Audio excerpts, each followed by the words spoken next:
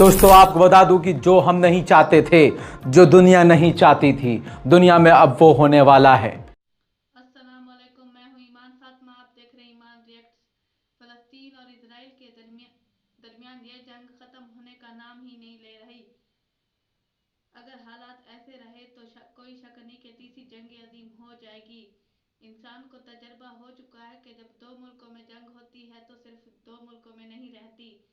जब हम हिस्ट्री पढ़ते हैं तो हमें एहसास होता है कि इतना बड़ी जंग भी हो सकती है। अल्लाह ताला हर उस इंसान की दुआ कबूल फरमाए जो फ़लस्तीन के हक में दुआ करता है। आइए सुनते हैं रज़ा भाई से। दोस्तों आपको बता दूं कि जो हम नहीं चाहते थे, जो दुनिया नहीं चाहती थी, दुनिया में अब वो होने वाला है। विश्व युद्ध की तरफ हम आगे बढ़ रहे हैं। अगर आप मेरी सारी रिपोर्ट्स को देख रहे हैं तो आपका दिमाग समझा रहा होगा आपको कि दुनिया की हालत ख़राब होने वाली है। मिडिल ईस्ट पूरी तरह से आग में झुलस रहा है, तनाव बढ़ता जा रहा है। दोस्तों ऐसे में जिस बंदे की बात मायने रखती है, उस बंदे ने ऐसी बात कह दी है जिसके बाद इस बात की पुष्टि होती है कि हम वर्ल्ड वॉर की तरफ आगे बढ़ रहे हैं। एलन मस्क को कौन नहीं जानता। दोस्तों फ़िलिस्तीन और इजराइल के मुद्दे पर बात करते हुए, ट्विटर के स्पेस पर बात करते हुए एलन मस्क ने साफ कह दिया है कि हम धीरे धीरे वर्ल्ड वॉर 3 की तरफ आगे बढ़ रहे हैं, जो काफ़ी ख़तरनाक है। I think we are sleepwalking our way into World War III. Sleepwalking our way into World War III, with one foolish decision after another, as you outlined, David, and and really people should be deeply self-reflective. If their predictions have not come true, they should consider whether perhaps their other predictions might not come true either. I mean, what is the track record here? It's not good. तो सीधी सीधी बात है, America इस जंग में कूद गया है दूसरे दिन से ही। इजराइल को सबसे खतरनाक हथियार दे रहा है। पूरे मिडिल ईस्ट में अमेरिका ने अपने सैनिक तैनात कर दिए हैं। कई अरब देशों में अपने एयर डिफेंस सिस्टम तैनात कर दिए हैं। इजराइल के अंदर उसने अपनी यूएस की मिलिट्री और यूएस के अमेरिकी सेना के सबसे बड़े कमांडोज को भेजा हुआ है, सबसे बड़े कमांडर को भेजा हुआ है, वॉर एक्सपर्ट को भेजा हुआ है। तो आप समझ सकते हैं मामला कितना खतरनाक है। सीरिया से भी हमला हो रहा है, लेबनान से भी हमला हो रहा है, और तो और यमन से भी हमला हो रहा है, और इराक से भी हमला हो रहा है। साथ में इजराइल पर ईरान का भी खतरा मंडरा रहा है। और अगर ईरान डायरेक्ट करता है या ईरान पर डायरेक्ट कोई भी दोनों में से, अमेरिका इजराइल में से हमला करते हैं, तो आप समझ सकते हैं कि ये जो चिंगारी लगी हुई है ये कब आग में बदल जाएगी, किसी को पता भी नहीं चलेगा।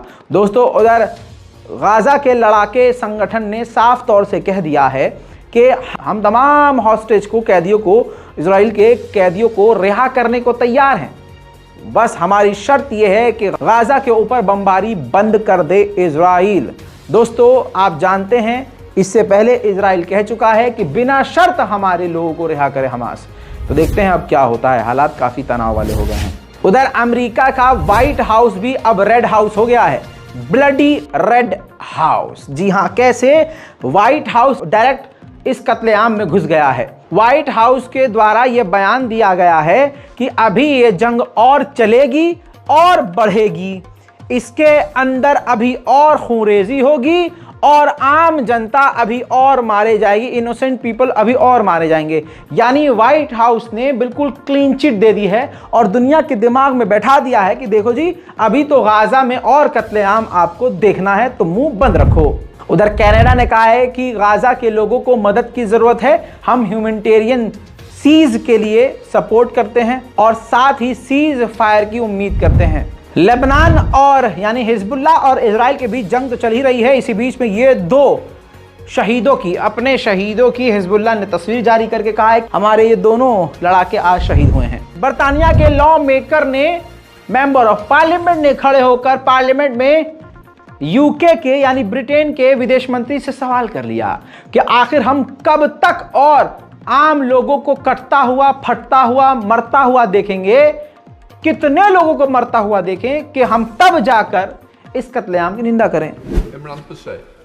Mr. Speaker, since I raised the question with the Prime Minister last week, indiscriminate airstrikes and the total siege on food, water and medical supplies have killed thousands of innocent Palestinian men and women and over 1,000 children.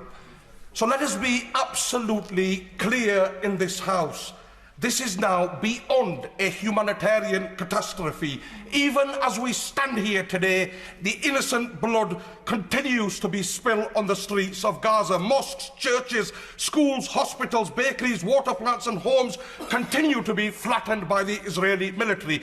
So I have a very simple question for the Foreign Secretary. Just what will it take? How many thousands of innocent Palestinians must be slaughtered before this? ठीक इसी तरह से Jordan के विदेश मंत्री ने साफ कहा है कि ऐसा लगता है कि इजराइल यूएन से भी ऊपर हो गया है और पूरी तरह से यहां पर दोगला चेहरा दुनिया का नजर आ रहा है।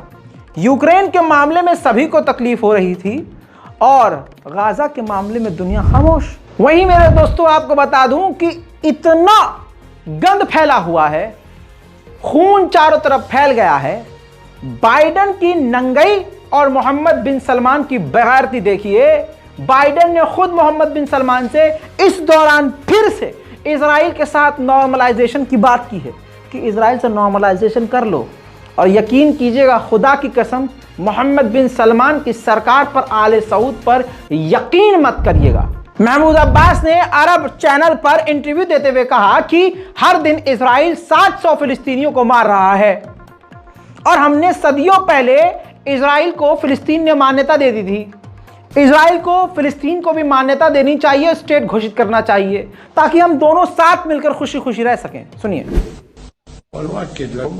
بأننا نعترف بدولة إسرائيل وبحقها بالوجود منذ أكثر من 40 سنة، وعلى إسرائيل أن تعترف بحق الشعب الفلسطيني بدولة مستقلة تعيش جنبا إلى جنب مع دولة إسرائيल। वहीं दोस्तों सऊदी अरब के विदेश मंत्री और सऊदी अरब पर भरोसा करना बिल्कुल एकदम अपने पैर पर कीला ठोकना है भाई।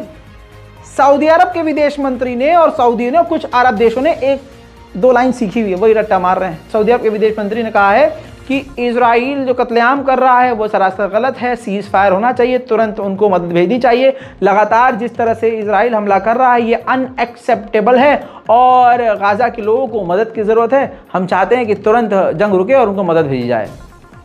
बगैरत। सुनिए। كلنا منذ اندلاع الأزمة ونحن على تواصل مستمر مع كل شركائنا الدوليين بما في الولايات المتحدة الأمريكية، ورسالتنا واضحة: لا بد من وقف إطلاق النار، ولا بد من رفع الحصار، ولا بد من إيصال المساعدات الإنسانية بشكل عاجل.